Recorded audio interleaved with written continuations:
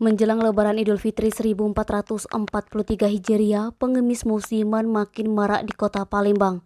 Tidak hanya menunggu di jalan protokol, pengemis dadakan mendatangi rumah warga di perkampungan. Miris, pengemis ini sering membawa anak-anak untuk dijadikan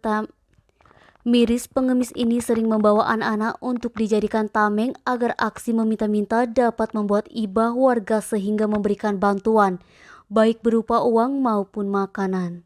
Tak hanya itu, pengemis juga datang ramai-ramai ke beberapa rumah mewah, seperti yang terjadi di salah satu rumah milik warga di Jalan Dwi Kora, Demang Lebar Daun, Kecamatan Ilir Barat 1, Kota Palembang. Terlihat sejumlah pengemis mendatangi beberapa rumah warga untuk meminta sedekah. Mereka mengucap salam dan memanggil pemilik rumah.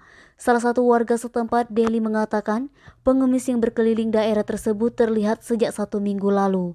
Pengemis yang datang mengincar rumah warga yang terlihat besar dan mewah. Jumlah pengemis yang datang setiap hari menjelang Lebaran sekitar 5-10 orang. Nabang, Sumeko TV melaporkan.